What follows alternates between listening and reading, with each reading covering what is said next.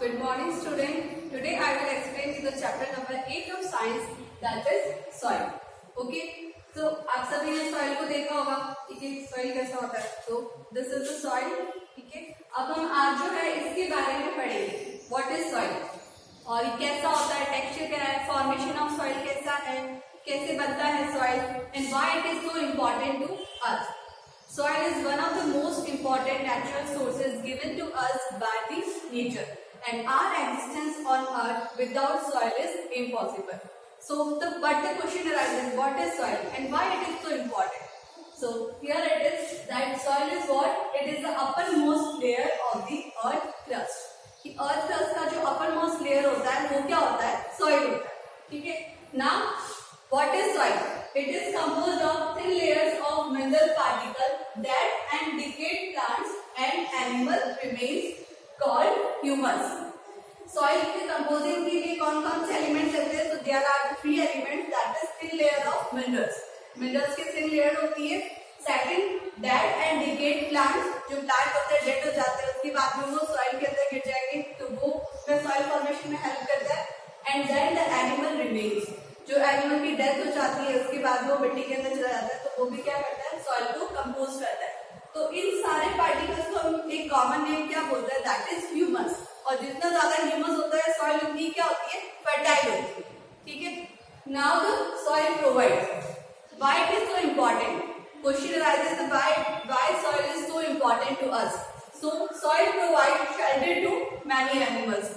burrowing animals होते हैं, animals क्या करते हैं? डिग करते हैं मिट्टी को, उसके बाद में उसमें अपना घर बनाते हैं. So it provide shelter to many animals and then it provide a store house of water and mineral for the plants growth. Plant की ग्रोथ के लिए जो है ये स्टोर हाउस प्रोवाइड करता है. स्टोर हाउस में इसके लिए क्या होगा? Minerals and water, which is very important for the plant growth, ठीक है. प्लांट की ग्रोथ के लिए ये जो फैक्टर्स है वो बहुत ही इंपॉर्टेंट है. Without soil, there is no crop, no grass, and no food for us, and also for the animals. Now the formation of soil. What is the formation of soil? तो soil formation कैसे होता है? तो it is a very slow and step-wise process. It takes thousands of years for the soil formation. मतलब soil के formation के लिए बहुत ज़्यादा time लगता है. It takes thousands of years. For the centimeter thing, 1 centimetre 2 centimetre की layer के लिए भी सॉइल का फॉर्मेशन जो होता है वो बहुत ज्यादा टाइम टेकन होता है. So there is the formation of soil and formation of soil के लिए सबसे ज्यादा इंपॉर्टेंट फैक्टर क्या है? That is weathering force. Weathering force is very important for the formation of soil. Result of continuous breaking down of rocks by a process called weathering, ठीक है. Soil का formation कैसे हुआ? Result of continuous breakdown of rocks. Rocks के continuous breaking down से, मतलब जो पत्थर है, पत्थरों के कंटिन्यूअस फर्दर ब्रेकडाउन से स्मॉलर पीसेस में कन्वर्ट होंगे and then the smaller pieces also break down into a fine particle named as soil. तो जो रॉक्स है वो बाद में किसमें? छोटे पत्थर के अंदर कन्वर्ट होते हैं और छोटे पत्थर वापस किसमें कन्वर्ट हो जाते हैं? फाइन पार्टिकल्स ऑफ सॉइल के अंदर. इसी फोर्स को आप क्या कहते हो? The weathering force. Now the factors that cause weathering. Weathering क्यों आता है? क्यों ये पार्टिकल्स और जो रॉक्स है वो कन्वर्ट होते हैं सॉइल के अंदर? तो उनके फैक्टर्स क्या क्या है? There are 4 factors for the weathering. First one is wind, second is water, third one is temperature and fourth one is living things. Okay, now I am explain how the weathering factors, ठीक है, मतलब factors जो weathering को cause करते हैं या weathering होता है उन्हें एक्सप्लेन करना. So first of all I said wind. How wind helps in weathering of rocks and converted into the fine particles named as soil. So the wind blows at high speed and carries rocks along with it.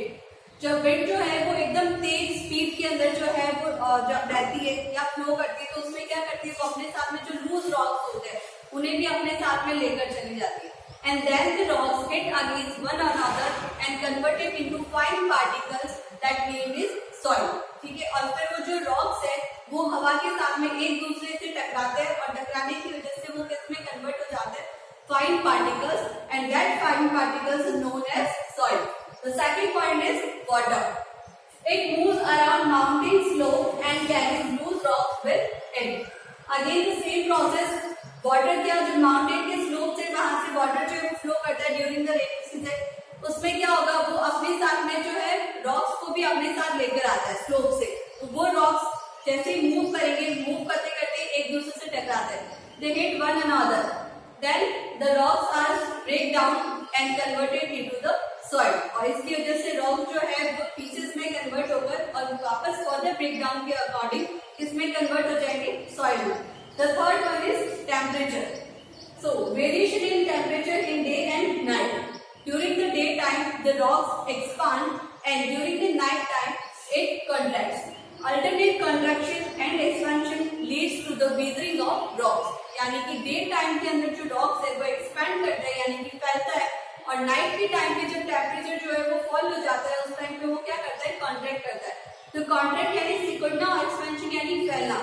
For this, the alternate contraction and expansion of rocks leads to weathering of that rocks. तो इन्हीं alternate contraction और relaxation या expansion की वजह से जो rocks है वो किसमें convert हो जाता है, fine particles में convert हो जाता है। The fourth factor is living things. ठीक है, living things कैसे help करता है? So they also help in weathering of rocks by plants root. Plant की जो roots होती है वो क्या करती है, मिट्टी के अंदर जाती है। ठीक है, तो मिट्टी के अंदर जब जाएगी तो क्या करेगी, रॉक्स को weathering करेगी यानी कि रॉक्स को ब्रेक डाउन कर देगा। So plant roots also help in weathering of rocks. And now the burrowing animals. burrowing animals में क्या होता है, जो छोटे छोटे जानवर होते हैं जो मिट्टी के अंदर जो है डिग करते हैं, and by their digging the rocks are converted into the soil. This is it. Now I am giving some questions according to the topic and you have to answer that question in your notebook. Thank you. Yeah,